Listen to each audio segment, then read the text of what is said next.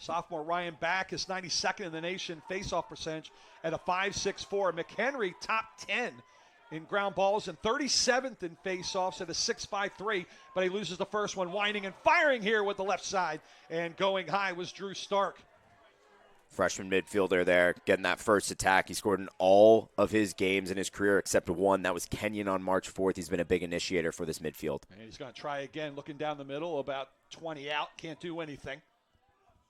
Just underway here from Clothier. Chilly, windy, but a sun-drenched day here for the boys.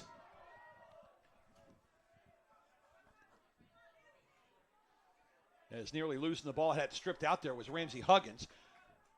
26 on the shot clock. Good job defensively. We could be seeing a low-score game here. First to 10 might win it, and there's the first. Through a partial screen going 5-hole is Charlie Baughan. He gets his 7th, and the senior from Foxborough has Dickinson on the board first. It's 1-0. By Walker Fiore, the freshman, who hit his stick in a way that forced McHenry to touch it last. So another face-off win for Dickinson. The defense back on for Swarthmore. Talk about McHenry real quick. He, on Wednesday, secured the all-time leader in career face-off wins for Swarthmore as only a junior. Very talented kid, but struggling so far. A lot of benchmarks here this year for Swarthmore players. Pass to the middle. The bounce shot, and it goes over the left shoulder of Tyson. He was in front of it, but it skipped over him, and the goal for Tommy Baldini, the sophomore, just his 2nd of the year. And this is not what you want to do with a team that's sketchy on offense and great on defense, is give up a lead early, and it's now 2-0. Defensive end for Swarthmore, they're really being aggressive with the slide game and forcing Dickinson to beat them by spinning the ball. We saw early they've been able to find the looks and take advantage of that, but watch that throughout the remainder of this first quarter and see if they make an adjustment. Maston being harassed by Ethan Ackerman. Up top it goes. Outside, wanting to pull the trigger, couldn't do it, was George. George forced out of his range there again by Ackerman. George can't duck in. Ackerman with a bump. Nearly knocked him off his pins, but he's able to get it over to Maston. 33 on the shot clock. Down to the X. Maston looking. Ackerman comes over, forces him right. Boy, great defense being played here early by Dickinson. Swarthmore pulls it out. This is Almgren. Almgren. Pass, middle, turnout, shot, score! Maston's got rope. And a good job to draw the defense with him, gave just enough room. Did Almgren for Maston to send it low on Bognet. It's 2-1. 4 games, 19 points to his name, exploded through his first 5, had a little bit of a drop-off there midseason, the shot from outside. That one turned aside, may have caught the post as well, but a save there for Bognet. I think that stick got hit on the follow-through, which slowed things up a little bit, and Bognet makes his 4th save. Back the other way with time, shooting, firing, scoring. Best way to score is not allow the defense to set up, and that's exactly what Dickinson did as Preston Boyd gets his 23rd of the season. One of the leaders in goal scoring. In fact, he is the leader, as now it's 3-1. And ball loose, but Dickinson will go on the man up. So they got Covington out there right now. Actually, that's 7. That's Cohen, the freshman. Nicholson is out there. Paul is out there. Kearney is out there. And the last one will be a short pole in Malcolm. Pass to the X. Dickinson. Rotating, cycling that ball down low. Outside, winding through a screen. Score.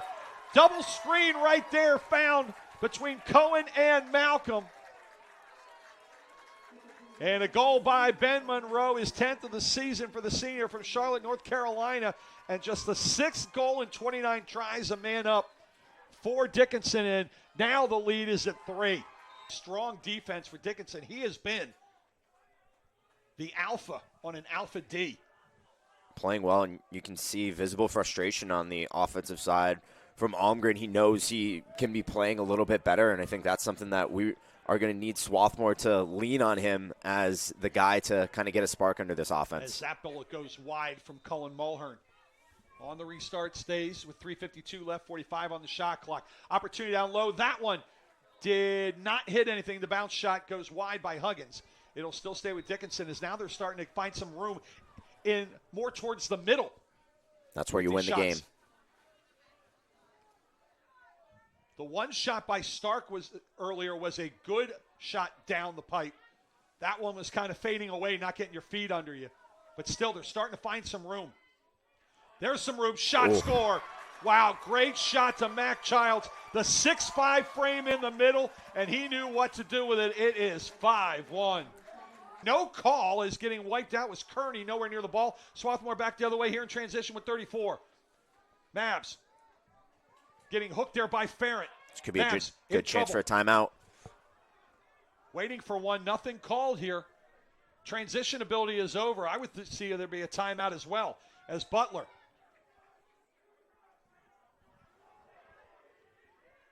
.20 left to go.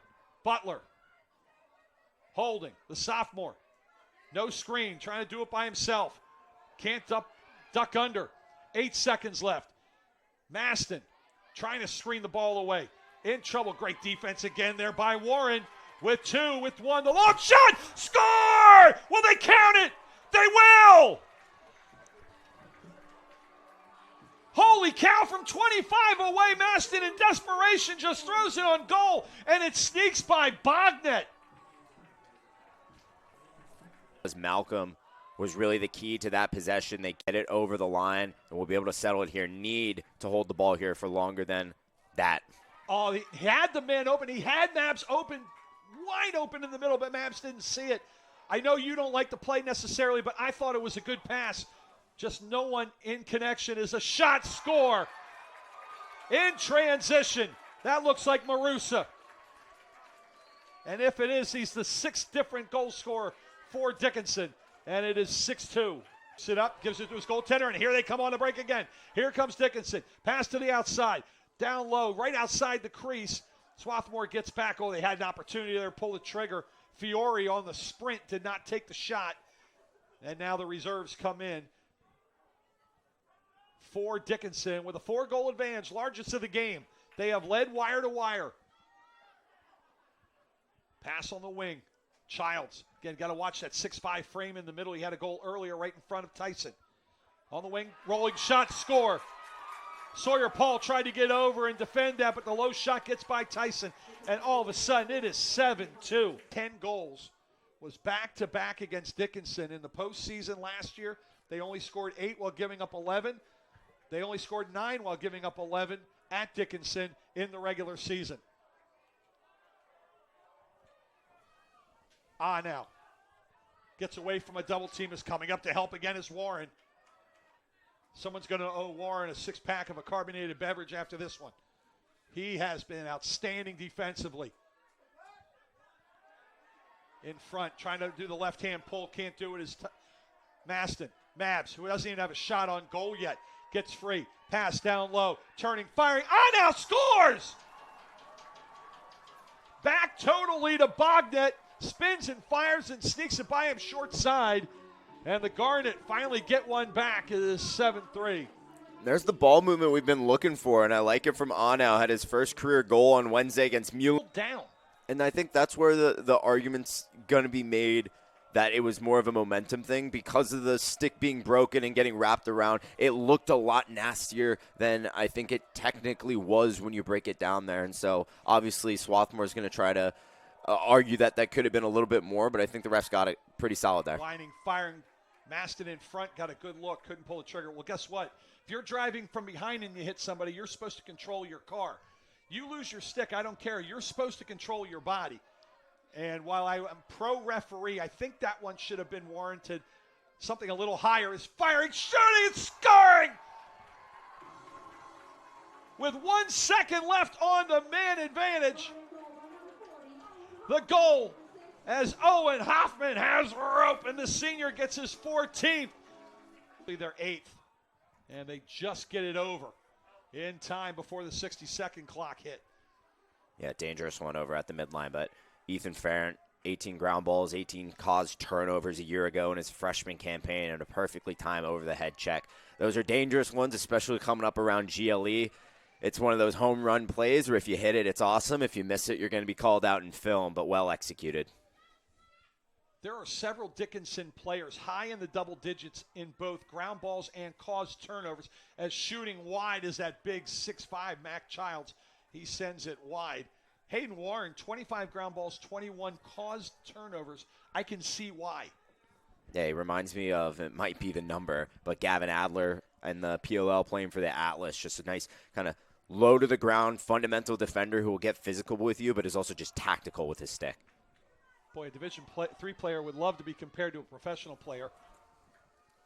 That's not a knock on Division III, but you don't get too many of those references. With it is Baldini. Baldini, pass it down low. Opportunity, deep shot! Did it cross? Oh, they're calling it. Man, just crossed over. Huggins in tight. Tyson read it, smothered it. Just enough impetus to cross over the goal line. And now looking for a little help on the substitution. Just 5 right now, now 6. I'm counting offensively here for Dickinson as they finally get the last one on. Farrant stepped off, then stepped back on, which was kind of interesting. 11:32 left to go here in our contest. 40 on the shot clock. Garnet basically have to stop everything from now on. That won't do it. 5-hole shot, the second goal by Mac Childs. The only multi-goal scorer for Dickinson here, and it's now 9-4. So 7 different goal scorers. Huggins and Childs leading the way with 2 apiece. As Zabrick wanted to shoot down the middle. Couldn't do anything. Short on short. Getting bodied up, trying to spin free. Pass down low. Good defense to stay with them on that. Looks like Will Single, the senior short stick defensive midi out of Chevy Chase. Boy, one of the benefits of Dickinson is they can just run a player till he drops. And they can run out 5 different lines, to use a hockey term. 5 different teams they could put out there with the number of bodies they have. Yeah, and that's something that they use to their advantage. They're very disciplined. Ooh. Pass, Maston, shot, score! Tic-tac-toe! Almgren finds Maston. He has a hat trick. Secondary assist, if it were hockey, would have gone to Nolan Orman. With 10:33 left, it's back to 4 and still not out of reach for the Garnet.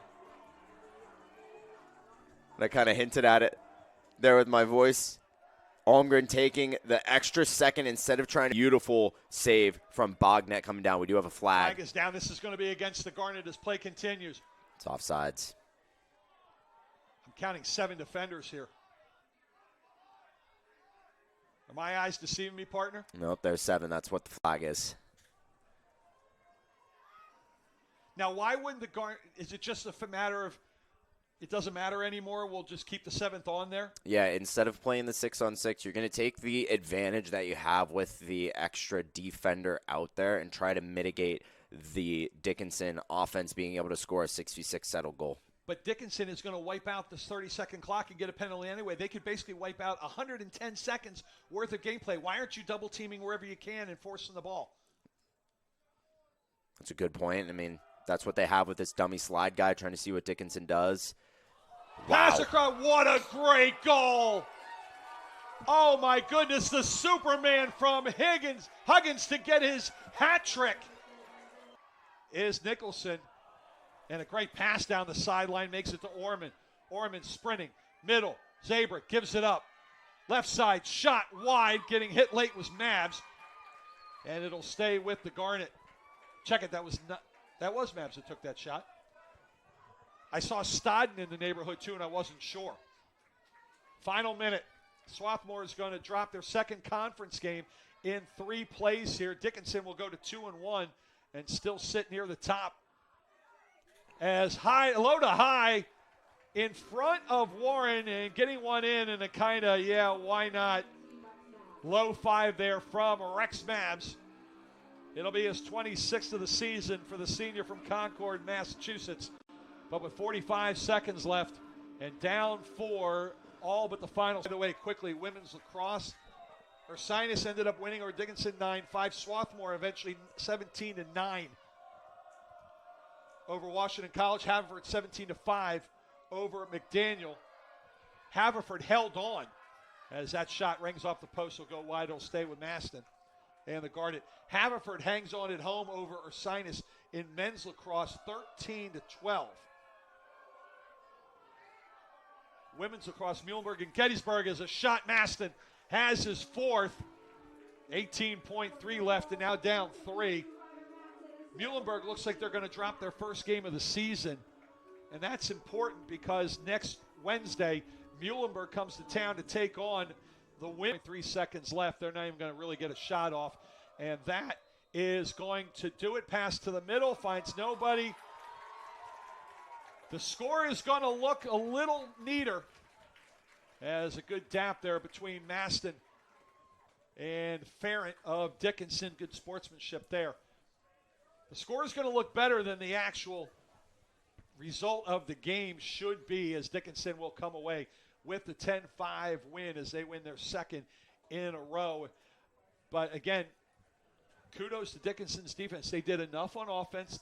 They moved well. They got off to an early start and just put their foot on the throats of the offensive Swarthmore defensively. They just did not allow anything.